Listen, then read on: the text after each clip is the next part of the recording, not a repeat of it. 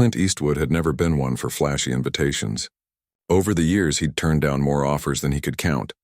Glossy magazine covers, red carpet galas, talk shows that promised deep dives, but usually just wanted a soundbite they could splice into a meme.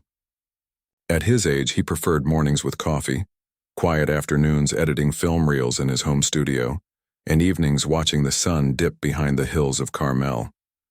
He liked things simple, honest, and real, just like the characters he'd spent a lifetime bringing to the screen. So when the call came from a producer at a late-night news commentary show, one of those fast-talking, opinion-heavy programs that thrived on hot takes and viral clips, he almost hung up before hearing the full pitch. But something in the producer's voice gave him pause. It wasn't the usual flattery. Instead, the man spoke with a kind of nervous sincerity, saying they wanted to do something different. A tribute, not a roast. A look back at how Clint's work had quietly shaped American storytelling for over 6 decades. Clint raised an eyebrow. "Tribute?" he asked, his voice low and steady, the way it always was when he was skeptical but listening. "Yes, sir," the producer replied quickly. "We know you don't do many interviews anymore, but your films, your direction, your choices, they've meant something to a lot of people. Even the younger crew here quotes Unforgiven like it's scripture." That got a small chuckle out of him. He remembered making Unforgiven, not as a grand statement, but as a way to peel back the myth of the Western hero and show the cost of violence, the weight of regret. He never set out to be iconic. He just wanted to tell stories that felt true. Still, he hesitated. The show in question wasn't known for depth. More often, it was known for sharp elbows and snide commentary wrapped in slick graphics. He'd caught a few episodes over the years, and always came away feeling like the host treated serious topics like punchlines. But maybe, just maybe, this time would be different. Maybe they really did want to honor the craft, not just mine it for clicks. After a long silence, he said, "All right, but no games. I'm not here to perform." "No games," the producer promised. "Just a conversation." The day of the taping, Clint arrived early, not for the cameras, but because he liked to see how things were run. He walked through the studio lot in a worn-in jacket. No entourage, no sunglasses. Just a man in his 80s who still carried himself like someone who'd spent years doing hard, honest work. The crew buzzed quietly when they saw him. Some younger staffers froze mid-step, eyes wide. Others nodded respectfully from a distance. No one approached. They'd heard the stories, not just about the movies, but about the man, how he worked fast, spoke little, and expected the same from others. Backstage, the host greeted him warmly, shaking his hand with a smile that seemed genuine enough. "Mr. Eastwood, thank you for being here." "We're honored." Clint gave a slight nod. "Just call me Clint." They chatted briefly before going on air, about the weather, about California, about nothing important. Clint watched the host closely. He had that polished energy common to people who live on camera, quick to laugh, eyes always scanning, words always ready. But there was something else underneath. Maybe eagerness, maybe nerves. Clint couldn't tell yet. When the red light came on and the show began, the opening minutes felt surprisingly grounded. The host asked about Clint's early days, riding horses on dusty sets, learning the business from the ground up, how he never went to film school but studied every frame like it held a secret. Clint answered plainly, without embellishment. He talked about how he'd take any role just to stay working, how he learned directing by watching others make mistakes, how he believed in showing rather than telling. The audience listened. No interruptions, no forced jokes. For a moment, it almost felt like a real conversation, the kind you'd have over a fence at dusk, not under studio lights. Then came the shift. It started subtly, a raised eyebrow. A pause just a beat too long. The host leaned in with a grin that didn't quite reach his eyes. "Now, Clint," he said, voice dripping with playful sarcasm. "You've been making movies since before some of our viewers were born. Do you ever worry your style might be, well, a little out of step with today's world?" Clint didn't flinch. He'd heard that question before, in reviews, in interviews, in whispers at industry events. But this time it wasn't asked with curiosity. It was bait. The host pressed on, chuckling now. "I mean, let's be honest, cowboys, tough guys, moral ambiguity. It's all very classic. But isn't it time to hang up the poncho? Maybe let someone with, say, TikTok experience take the reins?" The studio audience laughed, some nervously, some eagerly, caught up in the energy of the moment. Cameras zoomed in on Clint's face, waiting for a reaction. Anger, defensiveness, maybe a sharp comeback. But what they saw instead was stillness, not coldness, not rage, just quiet. The kind of quiet that makes a room feel smaller. Clint didn't look away. He didn't frown. He simply let the laughter fade on its own, like waves receding from shore.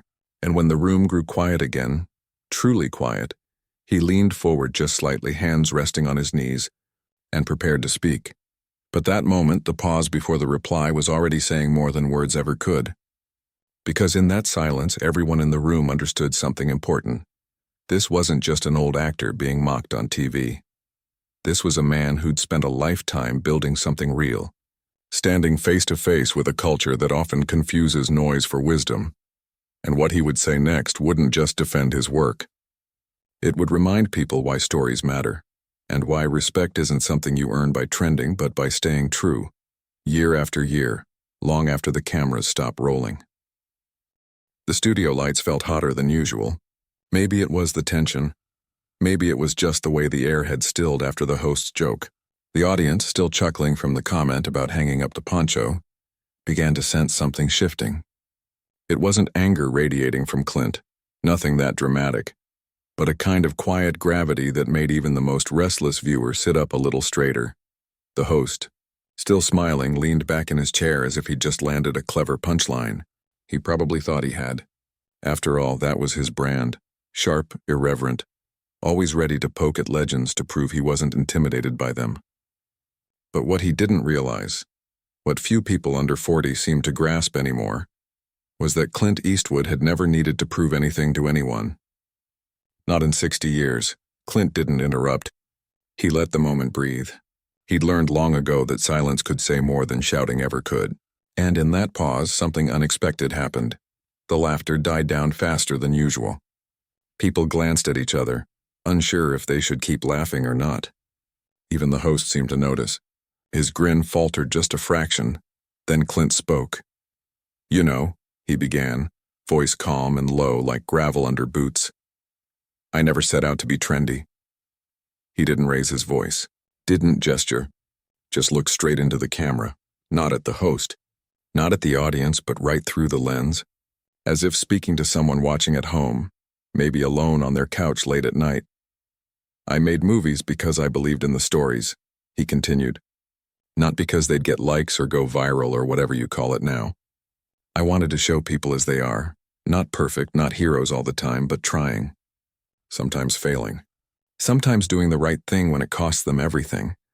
The host opened his mouth, maybe to joke again, maybe to pivot. But something in Clint's tone stopped him. There was no bitterness, no defensiveness, just honesty, plain and unvarnished. And as for being out of step, Clint gave a small, almost imperceptible shrug. "Maybe I am, but I'd rather be out of step than out of truth." That line landed harder than anyone expected. A few people in the front row actually leaned forward. One woman quietly put a hand over her mouth. The host blinked, then cleared his throat. "Truth?" he asked, trying to keep his tone light, but it came out thinner this time. "That's a big word. A lot of filmmakers say they're chasing truth, but isn't it all just entertainment?" Clint tilted his head slightly, like a man considering a question he'd heard 1,000 times but still took seriously. "Entertainment's fine," he said. "People need to escape. I get that.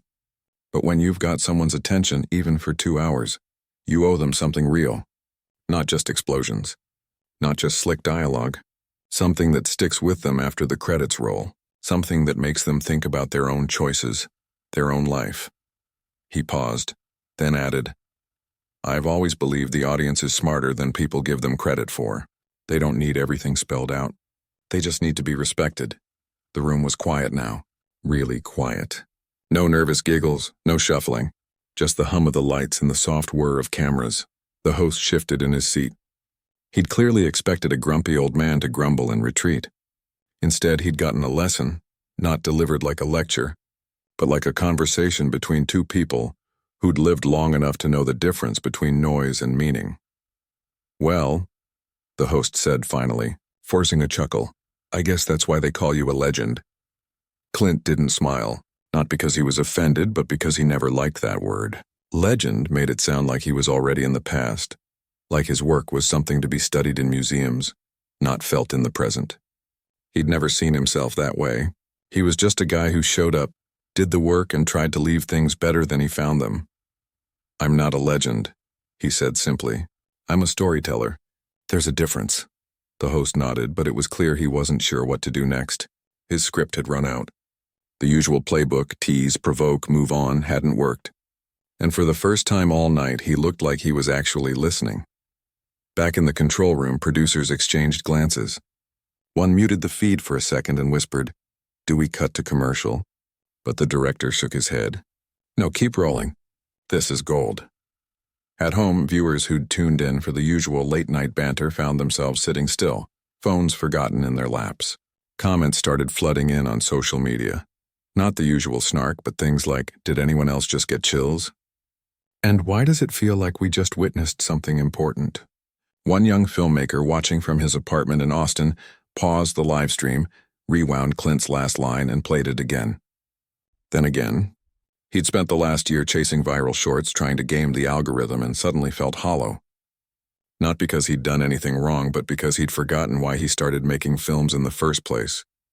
Meanwhile, in the studio, Clint remained calm, grounded, like a tree that had weathered countless storms and knew another would pass. He wasn't trying to win an argument.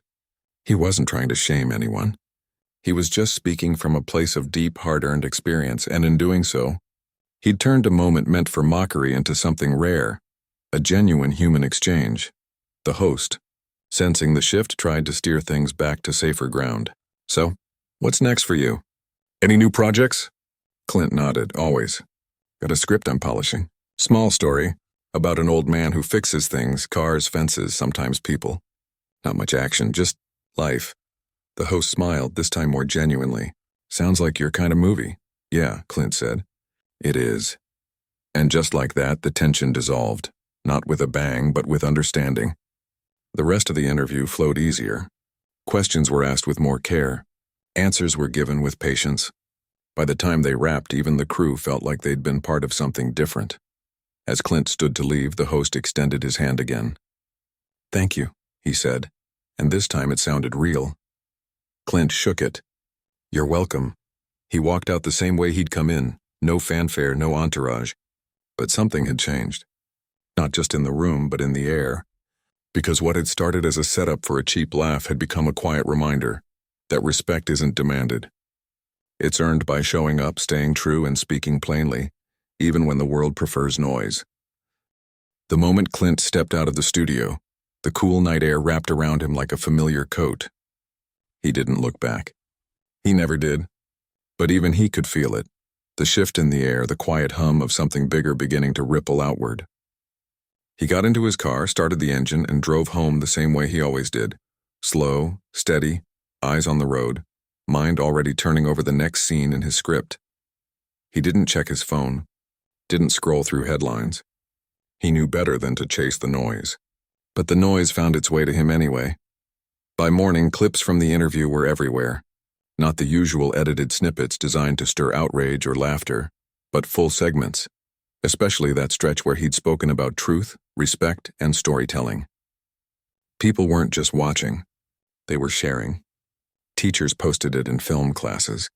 Veterans tagged friends with messages like, "Remember when he made Heartbreak Ridge? He never forgot us." Even critics who'd once dismissed his later work wrote thoughtful pieces asking if they'd been too quick to label his style old-fashioned, when maybe it was just honest. But the real surprise came from unexpected corners. A high school student in Ohio recorded a short video of herself, talking about how she'd never paid much attention to old movies until she saw that interview. "He didn't yell," she said, sitting on her bed with her dog curled beside her. "He just spoke like he meant every word. And it made me want to watch Million Dollar Baby. Like really watch it." In a small garage in Texas, a mechanic paused his lunch break to replay the clip where Clint said, "I'd rather be out of step than out of truth." He nodded to himself, wiped his hands on a rag, and went back to rebuilding an engine, thinking, for the first time in a while, that maybe his work mattered more than just fixing cars. Maybe it was about keeping things running the right way with care and patience. Even the host of the show felt it. He woke up to dozens of messages, not angry ones, but reflective. One longtime viewer wrote, "I've laughed at your jokes for years, but last night for the first time I felt like I learned something. That hit harder than any criticism ever had." By midday, the host sat alone in his office replaying the uncut footage. He watched Clint's face during the silence after the joke, the way his eyes didn't dart away, didn't narrow in anger, but just held steady, like a man who'd seen enough to know that time usually sorts things out. And in that moment, the host realized something uncomfortable. He hadn't been clever. He'd been careless.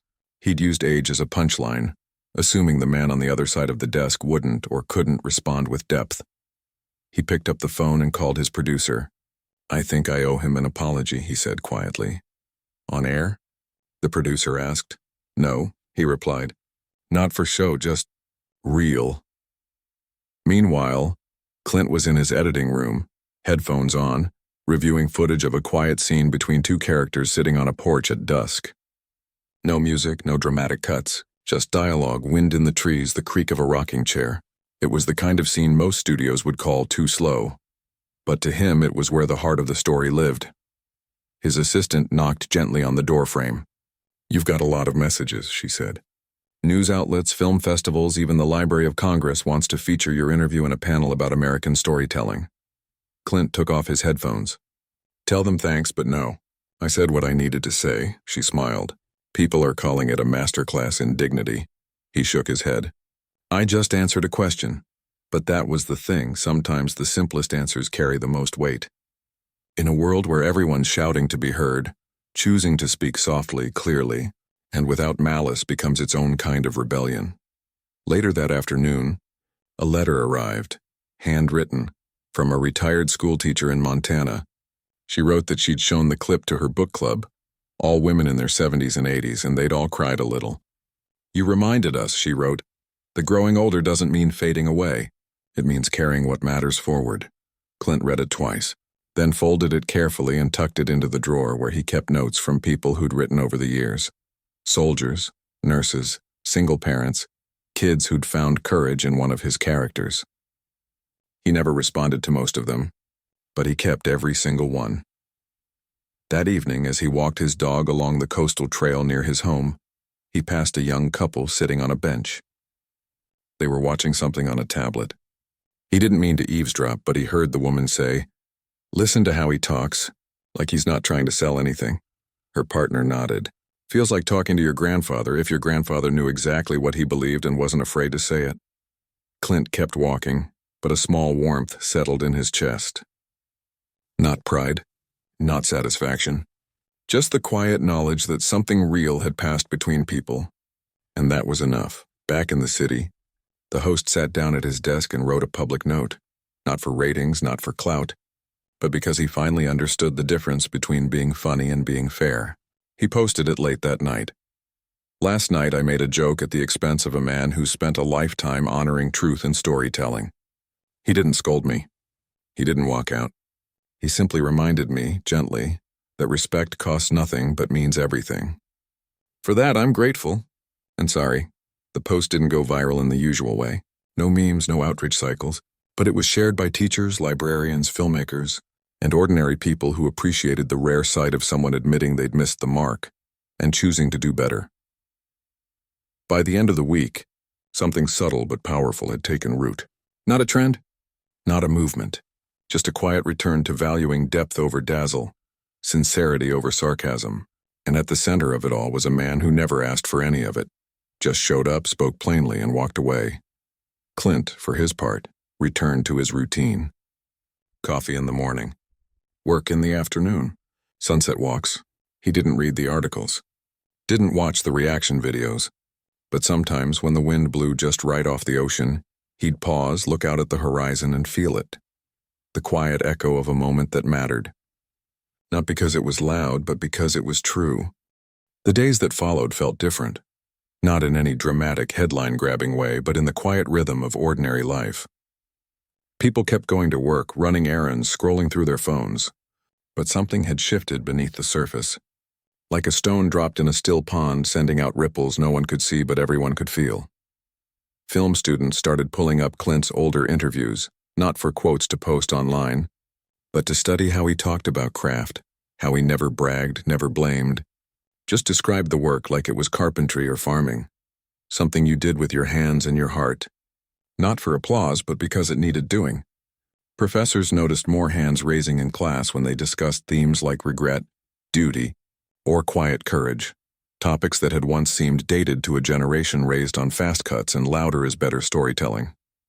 One young director, barely 30, canceled a meeting with a streaming exec who'd been pushing him to add more edge to his script, more violence, more shock, less silence. Instead, he went home, rewrote a key scene to let two characters just sit and talk. No music, no cuts, just the weight of what they weren't saying. He called it the Eastwood pause, and though he knew the man himself would never hear of it, it felt like a small act of respect. Meanwhile, veterans groups began sharing the interview in their newsletters. Not because Clint had served, though he had, but because his words echoed something they'd lived. That real strength isn't in shouting the loudest, but in standing firm when it matters. One former Marine posted a photo of his dog-eared copy of Unforgiven with the caption, "This movie got me through basic." Not because it's cool, because it's honest about what violence costs. Even in places far from Hollywood, the moment resonated. A librarian in rural Kentucky set up a display titled Stories That Stay With You, featuring Clint's films alongside books by Steinbeck and Hemingway, writers who, like him, believed in showing people as they are, not as we wish them to be. Kids who wandered in expecting action found something deeper. Characters who made hard choices, carried guilt, and sometimes found grace in small acts of kindness. Back in the city, the host of the show kept his word. He didn't make a spectacle of his apology. No dramatic on-air segment, no staged phone call. But in the weeks that followed, his tone changed. He still asked tough questions, but he stopped using age, experience, or legacy as punchlines. Guests noticed. One guest, a poet in her 70s, later said, "It felt like he was finally listening, not just waiting to talk." That shift didn't go unnoticed. Viewers wrote in, surprised by the change. "Feels like the show grew up," one message read. Another said, "You used to make me roll my eyes. Now I actually think after watching." Clint, of course, heard none of this directly. He wasn't on social media, didn't read reviews. But his assistant, who handled his mail and messages, started leaving small notes on his desk. Not summaries, just highlights.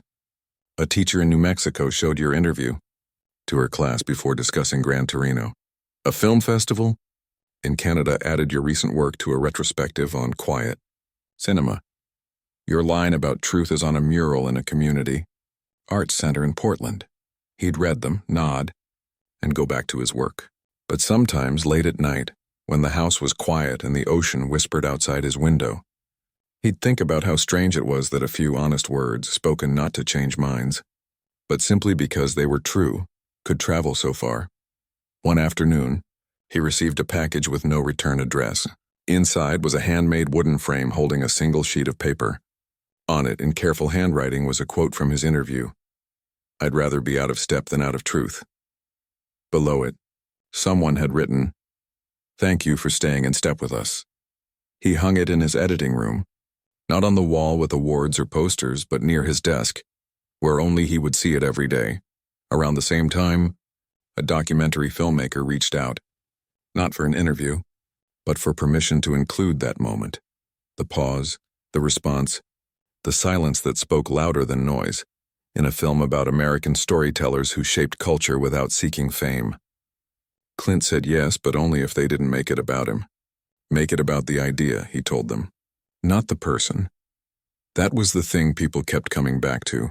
He never made it about himself. Even when mocked, he didn't defend his ego. He defended the work, the stories, the belief that art should mean something, not just sell something.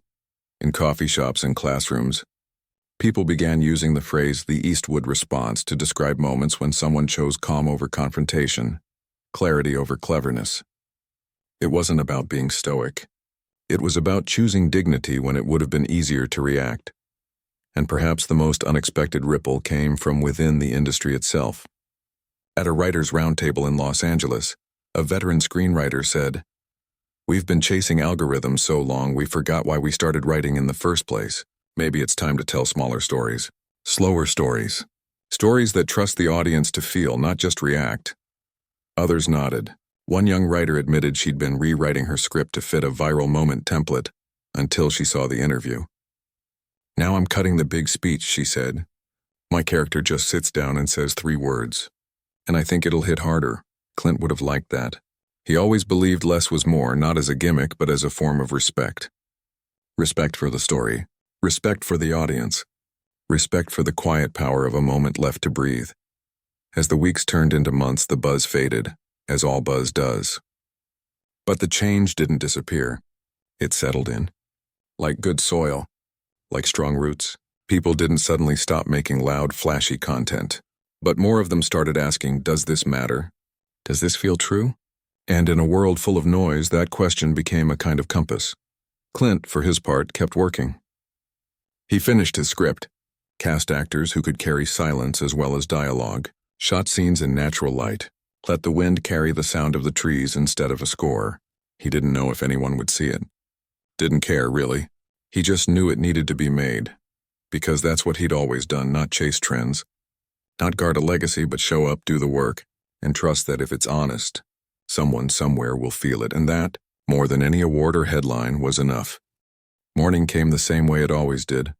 Soft light through the windows, the distant cry of gulls, the smell of coffee brewing in the kitchen. Clint stood at the counter pouring a cup, his movements slow but sure. He wore the same flannel shirt he'd had for years, the elbows worn thin, the color faded by sun and time. Nothing fancy. Nothing new. Just familiar. He didn't check his phone. Didn't turn on the news. He'd long ago learned that the world would keep spinning whether he watched it or not. What mattered was what he did with his own hours. How he spent them, who he showed up for. What he chose to build while no one was looking. The interview that had stirred so much talk weeks ago was already old news to most. The headlines had moved on. The algorithms had found fresher drama.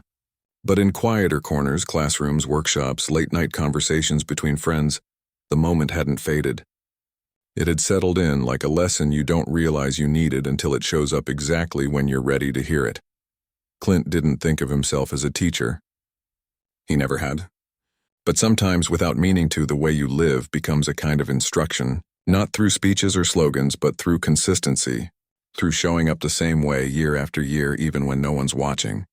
He walked out to his porch with his coffee and sat in the same wooden chair he'd repaired more times than he could count.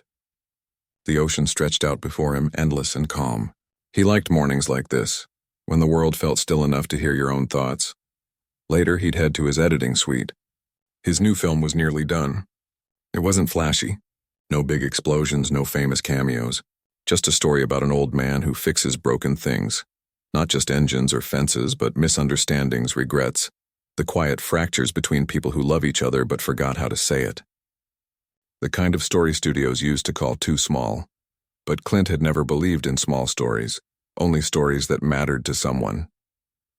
As he sipped his coffee, a memory surfaced, his first day on a movie set decades ago. He'd been nervous, unsure, just a kid with a strong jaw and not much else. An old grip had pulled him aside and said, "Don't try to be seen. Try to be true. The rest takes care of itself." He hadn't understood it then, but he did now.